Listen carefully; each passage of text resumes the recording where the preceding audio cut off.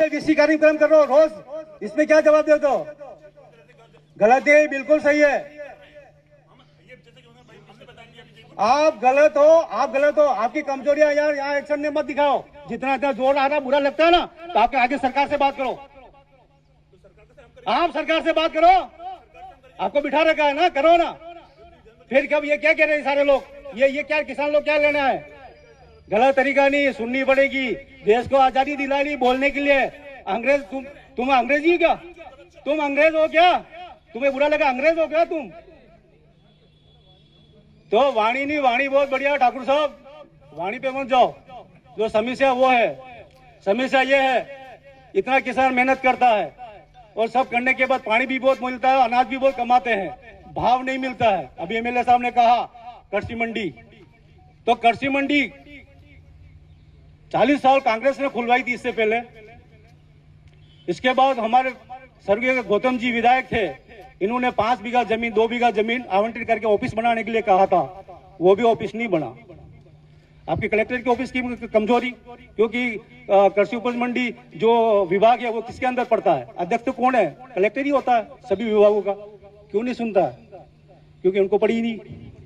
किसानों के क्या है, गरीब लोग हैं, खाएंगे पिएंगे मरेंगे, क्या फर्क पड़ता? हम तो कलेक्टर से कलेक्टर प्रमोशन होता रहेगा, आगे चलते रहेंगे। तो मेरा ये कहना है कि अनाज का भाव कृषि मंडी पे स्टे लगा है, कुछ जमीन पे लगा है? सवाल ये है। सब लोग कर रहे हैं, सभी जनप्रतिनिधि चिल्ला रहे हैं, जुलूस निकाल रहे हैं, हमने जल्दी कृषि मंडी खोल दी। कोई बात, बहुत अच्छी बात है, खोल दी, तो फिर स्टे क्यों आ गया? अगर कृषि मंडी पे स्टे है या उस जमीन पे है, अगर जमीन पे है तो जमीन छोड़ो ना। हमारे दरिया में बहुत सारी जमीन है, कहीं भी कृषि मंडी के लिए अलॉटमेंट करा दो। हमें तो किसान की कृषि मंडी चाहिए, भाव चाहिए। उसी जमीन पे क्या ऐसा मिल रहा है हमें?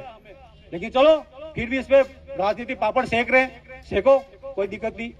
हमें यह कहना है कि कलेक्टर साहब होते हुए कितनी बैठक होगी? 50-30 बैठक होगी दरियावत में। यहाँ पे हर बार कलेक्टर साहब आते हैं, हम यही कहते हैं कृषि मंडी खुलवाओ, कृषि मंडी खुलवाओ। कलेक्टर साहब घटी हिलाते हैं यूँ, हाँ खुलवा देंगे। और कुछ कहते हैं तो बुरा लग जाता है। अरे किसानों की बात बुरी क्यों लगती है आपको? आप ईमानदारी से काम करो, ये कमीशन खोड़ बंद कर दो। ये प्रतापगढ़ जिला है जो कमीशन खोड़ के नाम से पहचाना जाता है, इस कमीशन खोड़ को बंद करो और ईमानदारी से काम करो। प्रतापगढ़ जिला मजबूत बनेगा, निर्माण कार्य मजबूत बनेंगे। लेकिन आपको पता नहीं पड़ रहा है, आपको तो यूं लगता है हरे नोट किए, तेरा इतना काम दे दिया इतना पैसा दे दे, तेरा इतना काम दे दिया इतना पैसा दे दे। आज जब नहर का पानी खोलने वाला था, जाखंड में भर गया था, आज नहर साफ करने के लिए 5 दिन पहले 10 दिन पहले लेबर लगाई।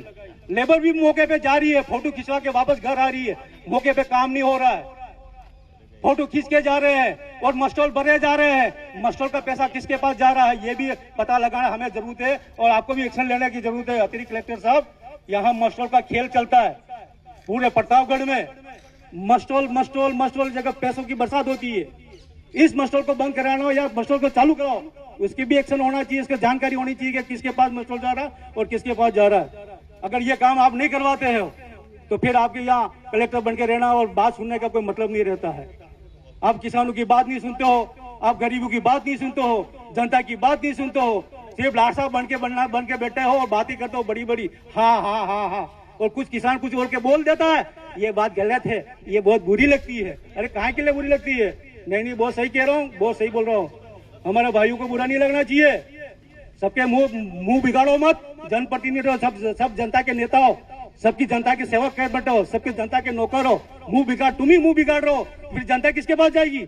और जिस दिन जनता खड़ी हो गई, तुम यहाँ नहीं बैठोगे, जनता बैठेगी यहाँ पे। कलेक्टर साहब भी भागते हुए नजर आएंगे, कोई नजर नहीं आएगा जिस दिन जनता जाग गई। मैं यही कहना चाह रहा हूँ, जब तक जागो, नहीं तो ऐसे कलेक्टर आते रहेंगे, ऐसे एमएलए बनते, नया एमएलए बनेगा, तैयार बनेगा, चौथा एमएलए बनेगा, एमएलए पे एमएलए बनते रहेंगे, कोई काम नहीं होने वाला है। जब तक तुम खुद नहीं बोलोगे, तुम खुद एमएलए नहीं बनोगे, तुम खुद सरपंच नहीं बनोगे, जब तक खुद कलेक्टर पैदा नहीं करोगे, तब तक यही बैठे रहोगे, तालियां बजाते था राणू की तरह, तालियां बजा के चले जाना और ये मजे करेंगे ऐस आराम। सरकारी गाड़ी, सरकारी डीजल, सरकारी तनख्वाह, फिर भी कोई काम नहीं कर पा रहे ये लोग। क्यों नहीं कर पा रहे?